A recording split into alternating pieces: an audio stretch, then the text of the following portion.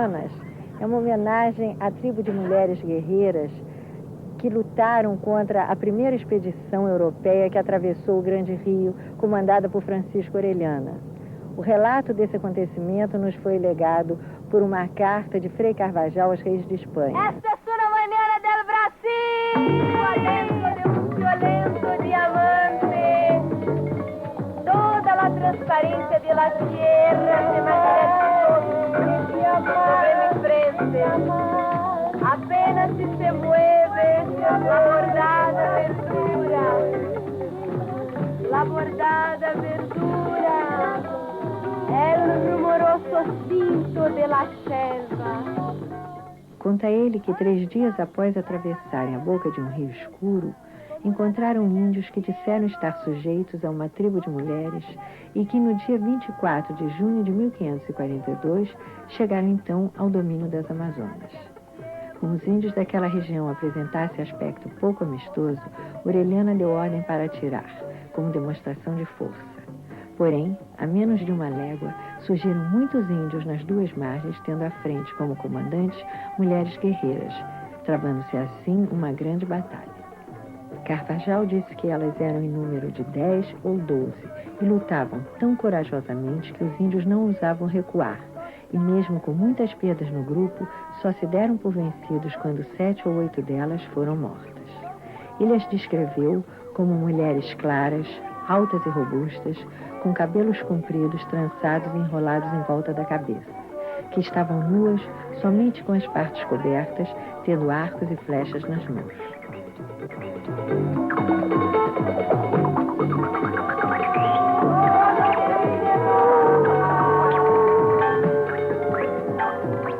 Verdade ou não, trazendo como ideia um estágio tão distante daquele que vivia a mulher na Europa do século XVI, sem crédito na corte de Espanha, onde esta história foi considerada um pretexto de Orellana para evitar problemas com o rei, devido à fraca resposta em cravo e canela de sua expedição, o rio, que teria o nome de Orellana, a pedido dele, foi consagrado Amazonas.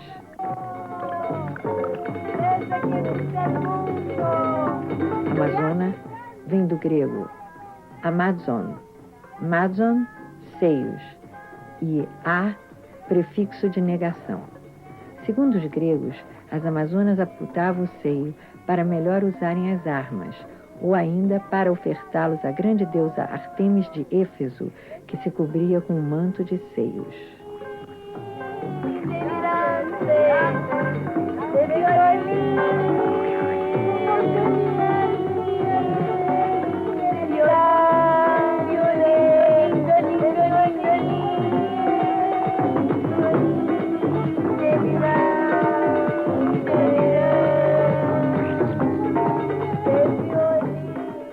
Como Frei Carvajal não mencionou o fato das Amazonas da América do Sul também cortarem o seio, pela força guerreira e determinação que possuíam, ao menos simbolicamente para os espanhóis, aquelas mulheres não teriam seios, desde que não se comportavam dentro do único atributo dado às mulheres desde as bases do patriarcado: procriar, dar de mamar e criar os filhos dos homens a quem pertenciam.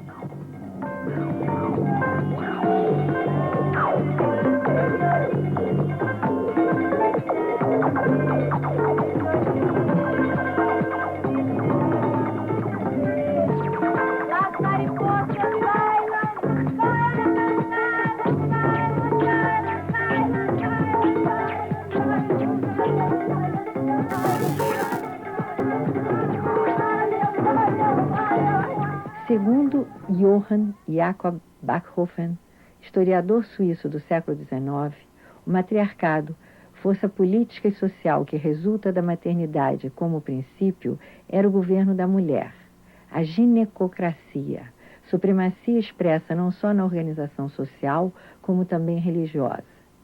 Na Grécia Antiga, a religião olímpica de Zeus, Apolo e Poseidon foi precedida de outra, em que as deusas eram as figuras maternas do Hades, Erinyes, Deméter e Perséfone. Para Backhofen, o processo histórico do matriarcado atravessou 3 fases. O heterismo, quando a mulher era de todos e o pai, ninguém. o amazonismo, estágio do imperialismo feminino, e o demetrismo, quando o prestígio social, a família e a religião estavam sob a égide feminina. No poder matrilinear, a terra natal era a mátria, de mater, mãe.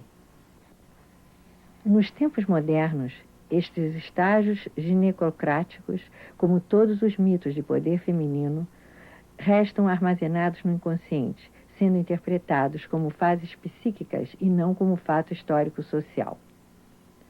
Para a implantação do patriarcado, sociedade de poder falocrático, toda a memória de um passado matriarcal foi erradicada, tirando-se o feminino da divindade, instituindo-se a submissão da mulher, a conquista da natureza e a superação da função do hemisfério direito do cérebro humano. Um inquebrantável espírito patriótico que levou a Comissão Rondon a penetrar zonas até então virgens. Acompanhem atentamente esse labor agigantado.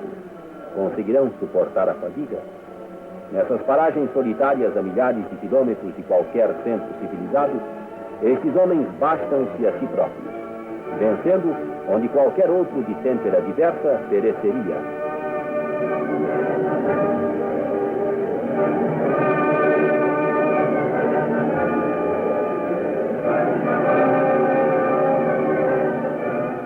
Encontraram, à margem do rio, um acampamento de índios.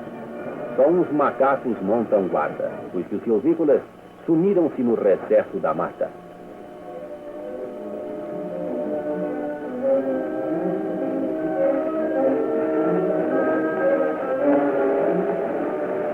Segue-se pelas margens agora, afunda-se pelos campos sem horizontes. O general Rondon adora os cães, e aqui está com o seu favorito.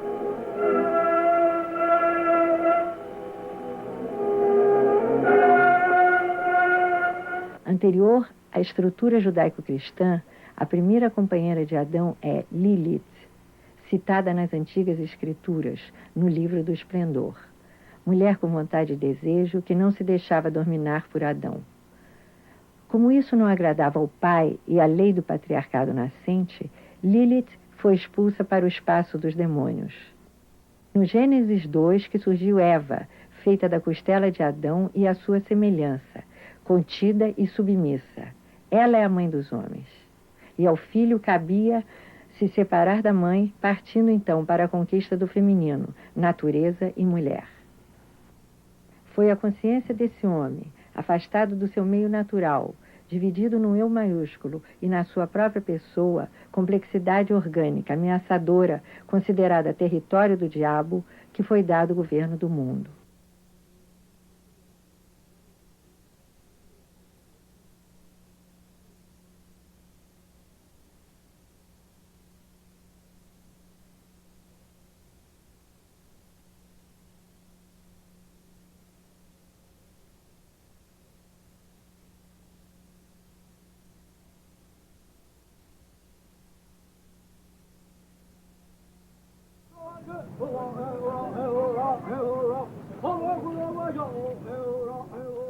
Agora, com esse movimento, nós começamos um trabalho no sul do Brasil que pode realmente transformar a consciência das pessoas e colocar no Brasil um grande trabalho de defesa da Amazônia. Esse trabalho vai se articular com um trabalho no exterior que é identificado com as posições do verde. O novo prefeito de Manaus certamente vai ser um aliado nessa luta. E possivelmente isso vai ampliar também o nosso trabalho lá na Amazônia.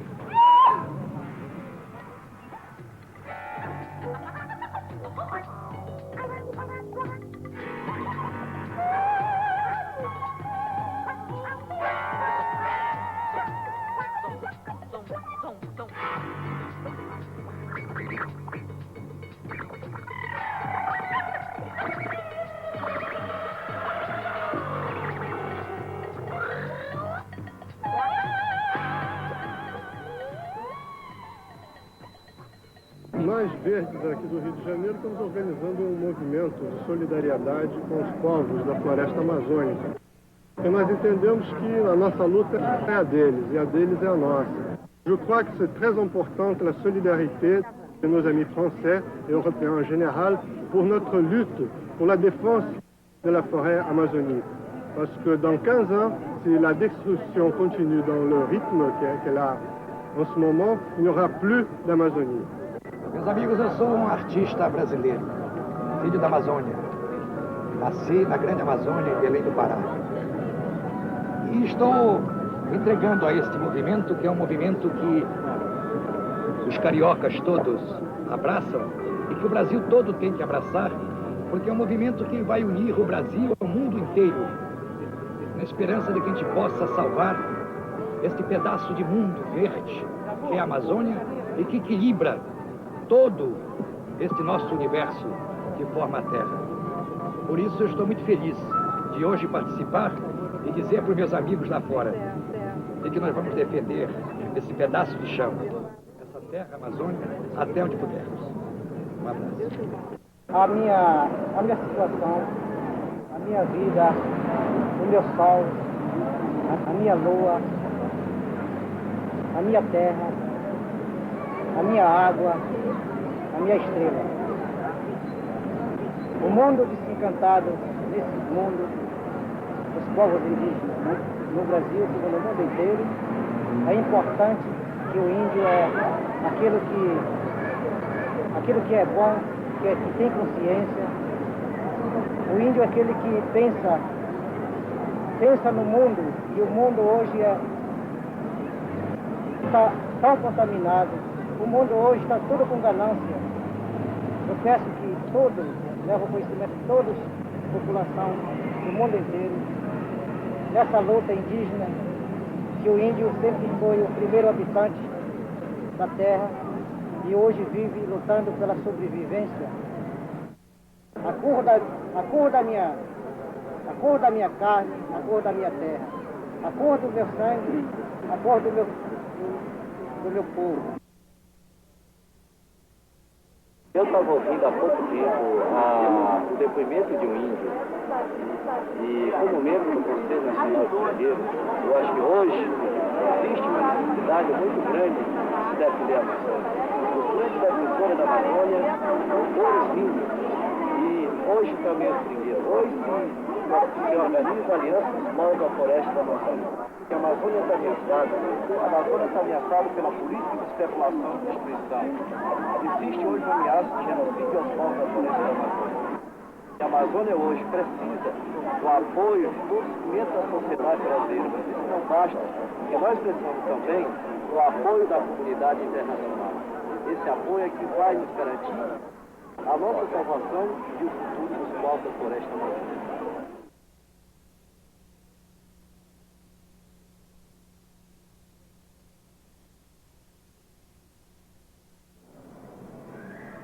Eu conheci o Chico, foi desde eu nova, desde eu mais pequena, né? Eu conheci o Chico com 10 anos de idade, o Chico já tinha seus 20 e pouco anos.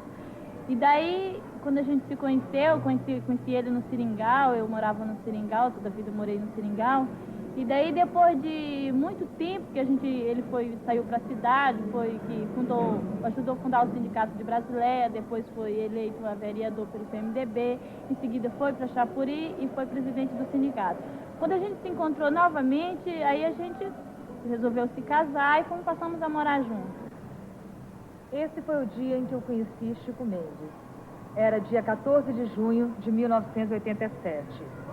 Eu fazia parte de um grupo de pesquisa do IBGE, um grupo de técnicos. Eu era um dos técnicos do IBGE, do Departamento de Geografia, e nós tínhamos que fazer um trabalho no Acre. Chegando lá, soubemos que haveria um encontro de seringueiros em Assis Brasil, município situado no sul do Acre, na fronteira com a Bolívia e com o Peru. A nossa coordenadora, Olga Becker, fez um enorme empenho, quer dizer, mudou o roteiro da nossa viagem, que estava todo programado, para que a gente pudesse comparecer a esse encontro dos seringueiros em Assis Brasil. A primeira pessoa que veio nos receber, com um largo sorriso nos lábios, uma atitude acolhedora e carinhosa, foi Chico Mendes. Apertou nossa mão e nos recebeu de uma forma muito carinhosa. Eu confesso que eu senti uma emoção muito grande de conhecer aquele líder, que eu já sabia do trabalho que ele vinha realizando, e também senti uma emoção muito forte de ver aqueles quantidade de seringueiros, também índios, mulheres e crianças, todos reunidos ali para discutir os seus problemas. E eu pensei que era uma coisa muito difícil para eles conseguirem fazer aquilo. Eles estavam se deslocando, alguns há 3 dias, no meio da mata, a pé, fazendo longas caminhadas a pé, ou viagem de barco, ou a cavalo, num enorme esforço de locomoção. Então aquilo me tocou muito. E nesse momento que nós chegamos nesse galpão, caiu uma forte chuva, assim, uma chuva amazônica. Aí eu resolvi chorar e botar minha emoção para fora e juntei minhas lágrimas com aquela chuva. E aí pude passar. Aí que eu entrei no galpão e pude começar a participar daquele movimento. E foi um dia belíssimo que nós tivemos contato com os problemas dos seringueiros. Foi um dos dias mais bonitos da minha vida. Eu comecei a trabalhar na Amazônia e trabalhei o tempo inteiro na Amazônia muito identificada com a minha profissão. Eu sou antropóloga e durante o tempo inteiro que eu trabalhei com o Chico e com os seringueiros, eu sempre trabalhei muito num sentido de oferecer a minha habilidade profissional. E nesse sentido, o que eu fiz foi tentar traduzir o que os seringueiros queriam para eles numa linguagem que um público urbano e o movimento ambientalista pudessem entender. Então eu fiz um pouco esse canal de comunicação entre uma população que eu aprendi a conhecer pela minha profissão, eu fiz minha tese com os seringueiros, minha tese de mestrado, eu fiz um pouco essa tradução em relação ao que eles estavam sempre dizendo, propondo, aspirando, reivindicando, para alguns canais essenciais para que as suas ideias se transformassem em propostas, em políticas efetivas. Por exemplo, em relação ao governo brasileiro, eu sempre tentei estabelecer um canal de comunicação entre as reivindicações e os órgãos de decisão. Meu objetivo sempre foi ajudar a criar políticas públicas em relação à Amazônia e em relação aos seringueiros. Em relação ao movimento ambientalista internacional, foi também um canal, mas aí criado através da presença do Chico no movimento internacional. O Chico foi uma presença, ele falou, ele disse, ele comunicou aos bancos multilaterais e às entidades de defesa ambiental o que os seringueiros estavam querendo na Amazônia. E essa rede internacional que se formou em torno do Chico teve muito um papel também de uma tradução nacional. Eu fui muitas vezes aos Estados Unidos falando um pouco, decodificando, traduzindo o que numa linguagem compreensível para os órgãos de financiamento, para os ambientalistas, o que os seringueiros estavam querendo dizer. Isso foi um momento importante, porque eu acho que foi a primeira vez que nós conseguimos, e foi por isso que nós conseguimos um reflexo dentro do Brasil.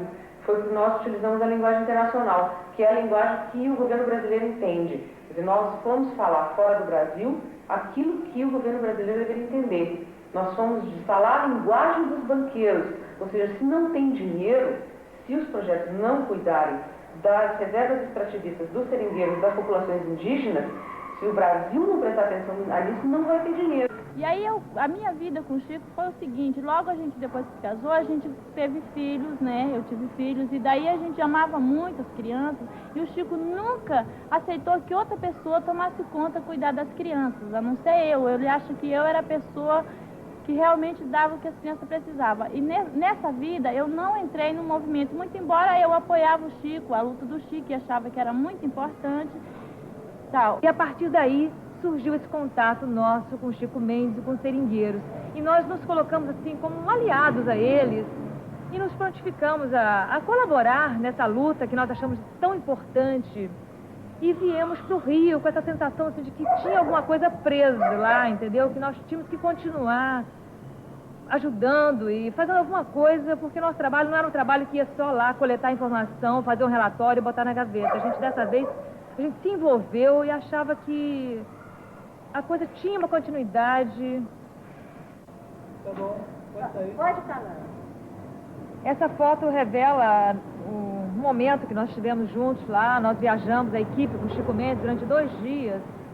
percorrendo a região de Brasileia, Chapuri, e ele já nos falava dos problemas daquela região, da expulsão dos seringueiros, de todo o processo de violência que aconteceu, e já falava do Darli Alves, das ameaças de morte que ele tinha tido, e dessas pessoas, né, lá do Paraná, que eram fortes ameaças para a vida dos seringueiros. Em função desses problemas de ameaça, de morte que pairavam sobre o Chico, nós nos preocupamos muito em tentar colocá-lo, trazê-lo aqui para o Rio, para que ele pudesse divulgar o trabalho dele aqui no Rio, falar das ameaças de morte, para que se tentasse fazer alguma coisa contra isso. Foi assim que, quando ele esteve em Nova York, no final do ano passado, eu insisti muito com ele para que, na volta de Nova York, que ele viesse aqui, desse uma paradinha aqui no Rio, para que ele colocasse, ele se colocasse aqui, para que ele falasse do trabalho dele aqui no Rio, para que ele divulgasse o trabalho dele. E assim ele esteve aqui em setembro de 87. Mas agora, depois que o Chico foi assassinado, eu começo a pensar que eu tenho que me levantar, junto com os companheiros do sindicato, junto com os seringueiros, dar continuidade ao trabalho do Chico. E isso para mim é muito difícil, porque eu realmente nunca viajei, eu nunca tinha feito entrevista, até pouco eu estudei. E daí ter que fazer tudo isso agora, sabe, realmente é muito difícil. Mas o Chico também, quando começou a vida dele, quando começou a entrar na luta, eu acho que também foi muito difícil, por sinal, ele falava pra mim, né? E por fim já era uma pessoa que realmente entrava e saía em qualquer um canto e falava realmente o que era preciso. É isso que eu quero fazer, sabe? É junto com os companheiros do sindicato, os companheiros seringueiros, dar continuidade ao trabalho do Chico.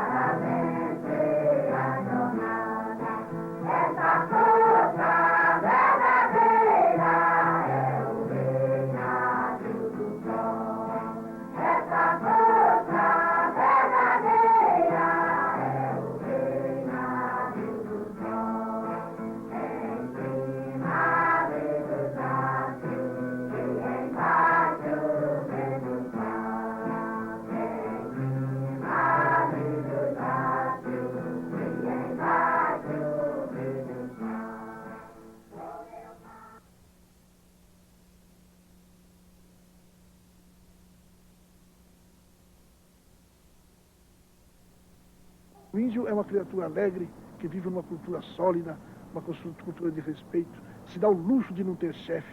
Uma sociedade onde ninguém manda em ninguém, onde o ponto alto da sociedade é a criança e o velho. Uma sociedade em que tem uma visão de uma outra dimensão, que fala numa força suprema de sabedoria, que dá ideia para nós, sem dúvida alguma, que é uma sabedoria cósmica, que está muito no alto. É uma sociedade que junto com a qual eu e meu irmão vivemos durante 40 anos. Nunca vi um índio entrar em conflito, sempre tranquilo, sempre rindo. Uma vida estável, economicamente equilibrada, socialmente estável. É um povo que se dá o luxo de ser regido por normas de cultura e não por leis sociais. O índio velho nos dizia, o índio na aldeia é como uma árvore na mata. Reunião de índios aldeia, a reunião de árvores a mata. O índio não violenta a natureza. O índio, ele se considera como uma parte desse todo da natureza em que ele vive. Se a gente caminha na mata, por exemplo, e mostra ao índio uma flor bonita, uma orquídea, coisa raríssima, nós se encontramos no Xingu, né?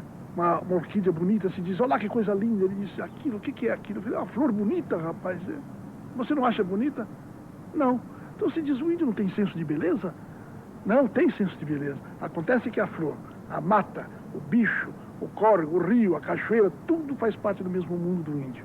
Ele se considera uma parte disso tudo. De maneira que se não há de se ver, por exemplo, o índio derrubar por derrubar, matar por matar, absolutamente é um respeitador.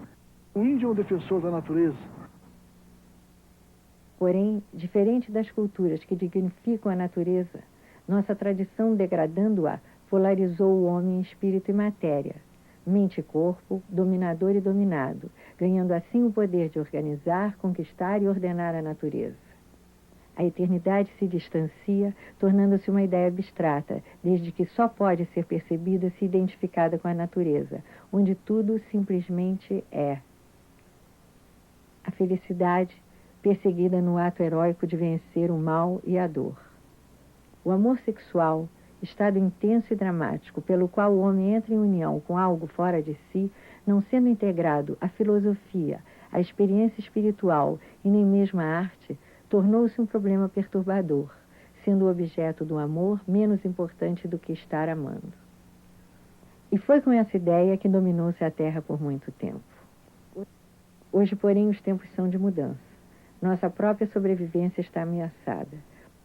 O avanço sobre a natureza produzido por nossa civilização desequilibrou todo o sistema, atingindo limites que fizeram soar os alarmes previstos na Bíblia, nas profecias de Nostradamus e nos estudos feitos pela NASA.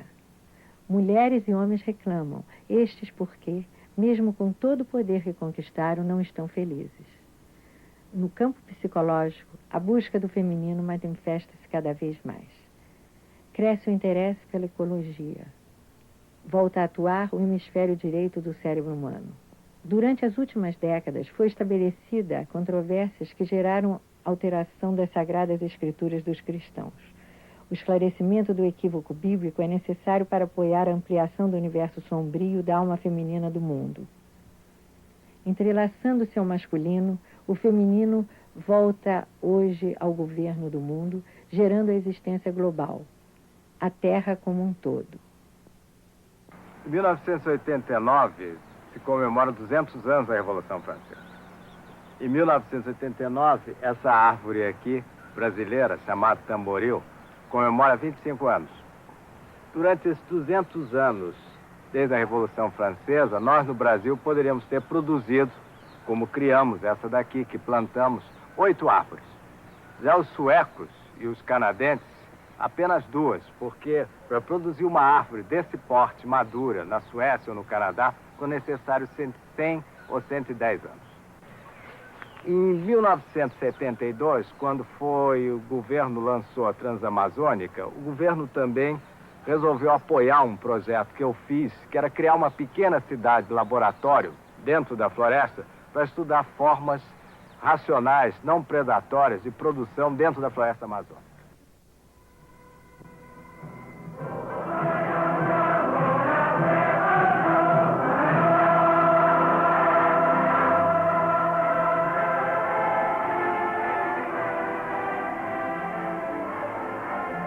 O encontro entre o homem e a floresta tropical sempre resultou a clareira. Desde épocas primitivas, em que ainda vivem arredios, os índios se entrelaçam. E a clareira vai sendo recoberta pelas ruas, pelas casas, fios elétricos que tecem a poderosa trama ecológica do homem industrial.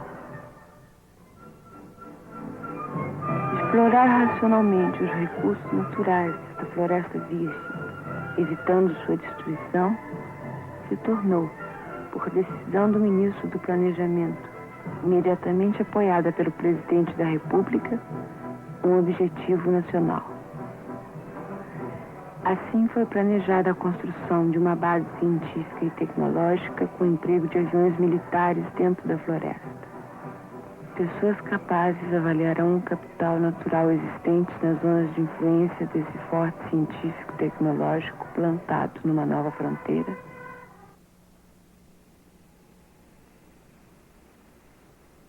E começamos a voar aqui, implantando essa cidade de Humboldt. Houve o convênio, o entendimento em alto nível, ministro do Planejamento, ministro da Aeronáutica, ministro da Educação. E lá na base aérea de Campo Grande recebemos essa missão do Comando Geral do Ar. A operação ela é muito bonita, a cidade está aí, uma parte da cidade. Nós já transportamos cerca de mais de 200 toneladas, já está nascendo uma cidade aqui. Temos outras tantas, 150 em Vilhena para transportar.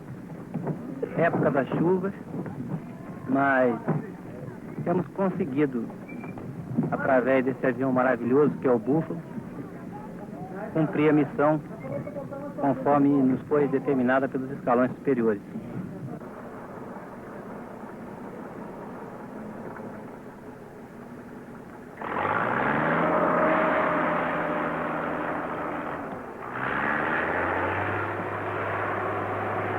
Certo, não acho que pelo sul de ouvir aqui ou ouvir mal, há problema de tocar ela com material aqui. Ah, não. Não há problema de mão de obra. Esse ataque de malária ainda não dizimou o pessoal todo, né? Não, eu não nós estamos numa expansão. Então é dar apoio aí, o mínimo aí, remeter aí o Melo lá, a base aérea, com a estimativa do material a ser transportado e a previsão otimista da estiagem de novembro.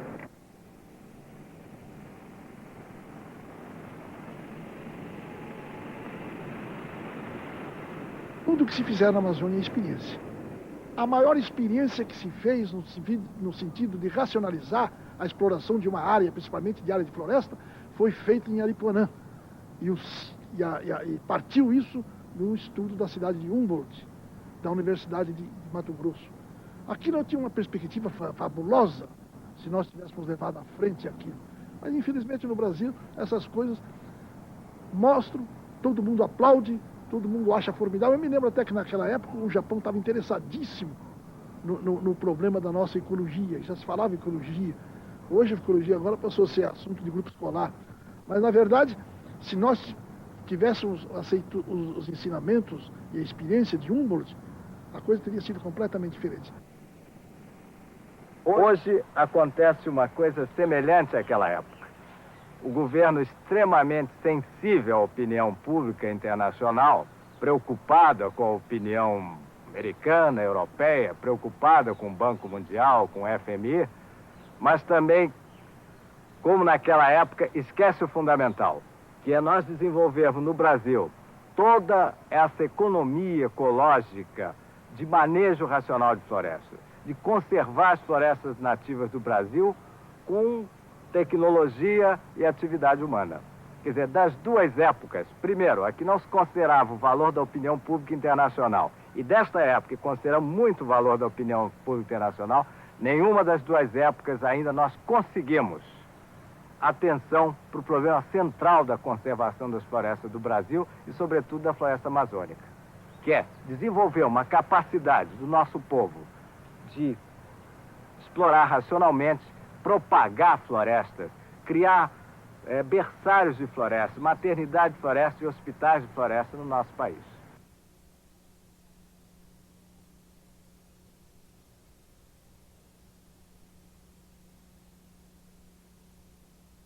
No início de 72, eu fui convidada pela Vale do Rio Doce, que é uma estatal brasileira, a trabalhar na preocupação dos assentamentos humanos relacionados com Carajás. Um ecossistema inteiramente diferente do resto da Amazônia brasileira, e a preocupação básica desse trabalho foi relacionar o que seria feito em termos de indústria, em termos de assentamentos humanos, com a relação com a natureza. Acima de tudo, foi um projeto em que o respeito à natureza e o que a gente muito aprendeu nesses anos todos, porque foram de 72 até 85, 13 anos de trabalho, é que fundamentalmente a natureza tem suas próprias razões e seus próprios parâmetros que não podem de maneira nenhuma serem feridos ao limite que o homem quiser estabelecer. Por isso foi importante essa experiência, porque o assunto foi tratado como se tivesse uma mina dentro de uma unidade de conservação. Portanto, essa experiência foi uma experiência muito válida, porque conseguimos, através desse trabalho, realmente colocar o binômio desenvolvimento e meio ambiente trabalhando junto. Muita oportunidade foi oferecida ao pessoal de ciência, que deu a resposta adequada a esses trabalhos, e com suficiente poder decisório foi possível se implantar bem o projeto.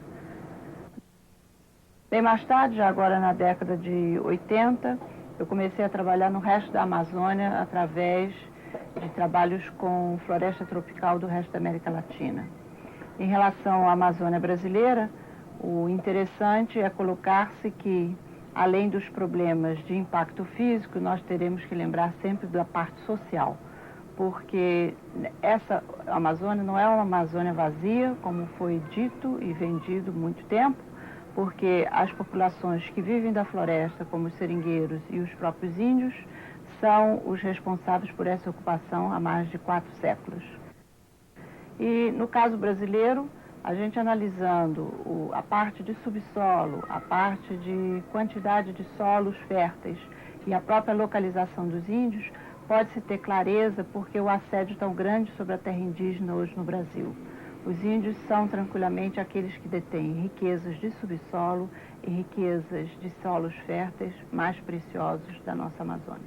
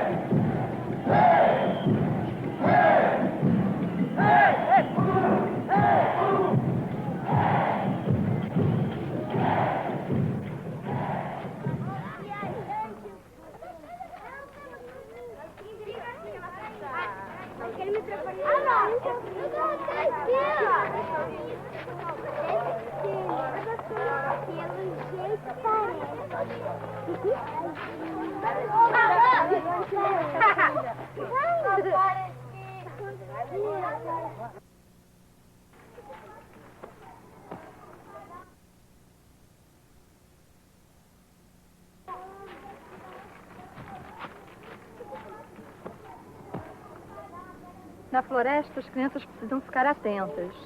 São cobras, são espinhos, são formigas, são pântanos, são rios que nascem dentro da floresta. E elas precisam ter uma atenção muito grande em ouvir também os sinais que a floresta envia, que são os pássaros, são os barulhos das cobras, o barulho dos troncos. Reativando o hemisfério feminino, subjugado por tanto tempo, estabeleceremos uma nova relação natureza, homem e mulher, criando assim outra civilização. E é nesta transição que os olhos de todo mundo se voltam para a Amazônia. Para mim, a Amazônia é um pedaço desconhecido do Brasil, extremamente importante para os brasileiros, e que diz respeito à identidade da sociedade brasileira. E isso tem a ver com seringueiros. Eu acho que os seringueiros constituem um segmento da sociedade brasileira que tem uma história, que tem uma história de conquista daquele território, que tem uma história econômica. Eles são produtores de borracha e eles têm uma relação de harmonia com a natureza mas ao mesmo tempo eles são considerados cidadãos da história, do passado, de um tempo que não existe. O cidadão urbano de hoje do Brasil não sabe que existe aquele seringueiro no meio da floresta. No entanto, aquele seringueiro no meio da floresta sabe que ele está produzindo alguma coisa para o Brasil. Então, essa desconexão de tempo, quer dizer, os seringueiros estão no século passado ou então na época da Segunda Guerra Mundial. A sociedade brasileira, no final do século XX, e esses dois tempos não se comunicam. Eu acho que os seringueiros conseguem falar hoje para o Brasil uma coisa muito importante. Eu acho que é uma descoberta muito importante, que precisa se prestar muita atenção nisso. Eles dizem para nós, cidadãos urbanos, pessoas que não conhecemos a história do país, eles dizem o que eles querem. Eles dizem que eles querem a floresta e que eles querem a modernidade na floresta. Quer dizer, eles não querem sair da floresta, mas eles querem tudo que nós temos. Energia elétrica, água encanada, conforto, bem-estar, nível de renda mais alto, sem sair da floresta. Esse é o desejo, esse é o projeto do Seringueiro. Esse é o projeto do Chico Mendes para a Amazônia. Para nós que somos nativos da região, o momento é muito delicado. Eu diria até realmente desconfortável, porque o que tem acontecido provoca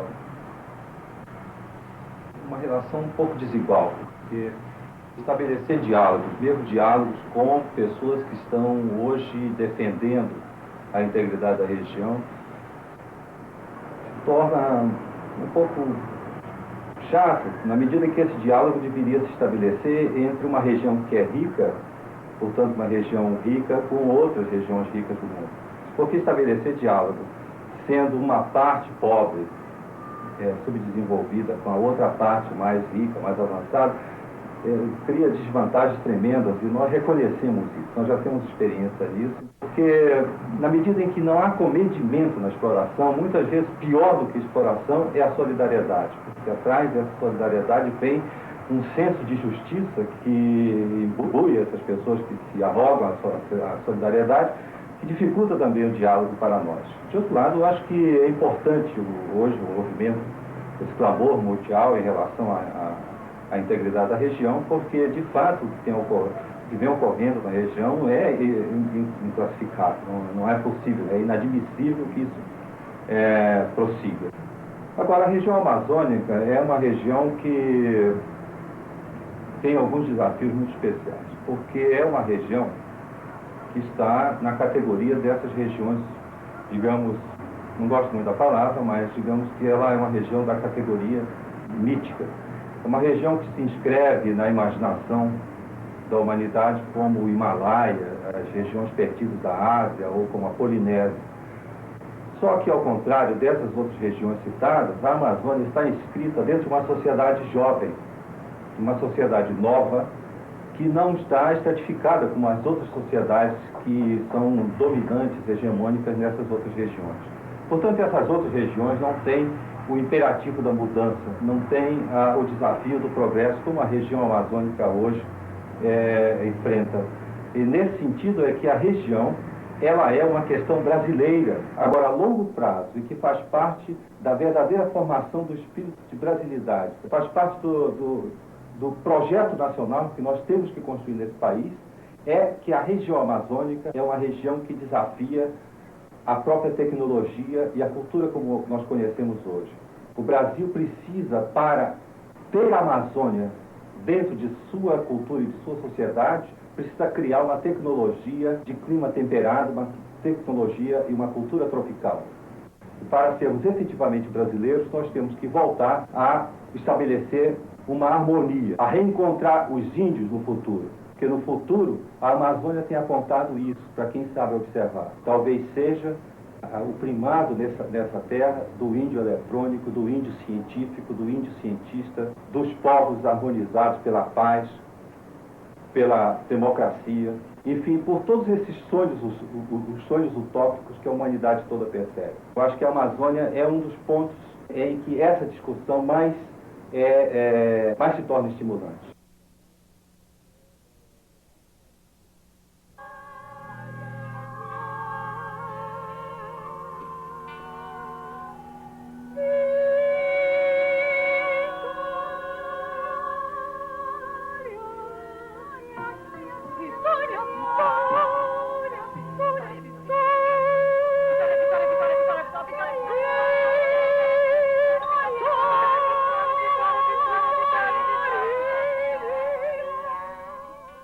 metáfora do momento, revelação da força mantida oculta por tantos séculos, presente na natureza e na mulher.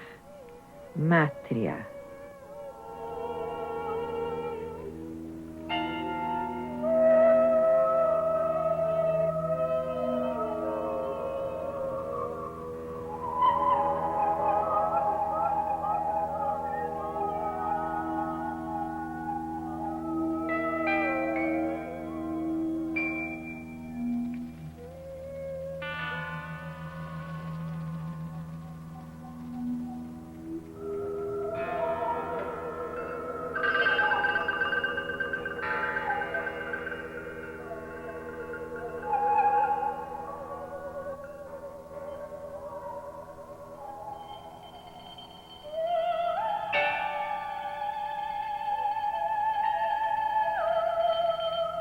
Lendo as Escrituras Sagradas no capítulo 21 do Apocalipse segundo São João, o que estava sentado no trono disse: Eu sou o Alfa e o Ômega, o princípio e o fim.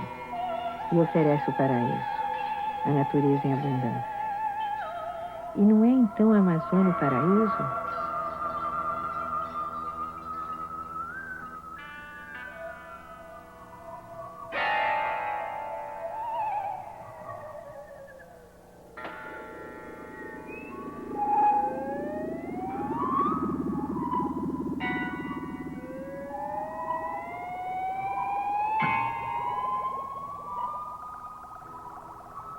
Porém, para penetrar no paraíso, é preciso quebrar a ideia homem versus natureza, aceitando a integração. O que pode até parecer degradante diante da postura tradicional do dominador. Mas é só através dela que poderemos dar continuidade à vida no planeta Terra.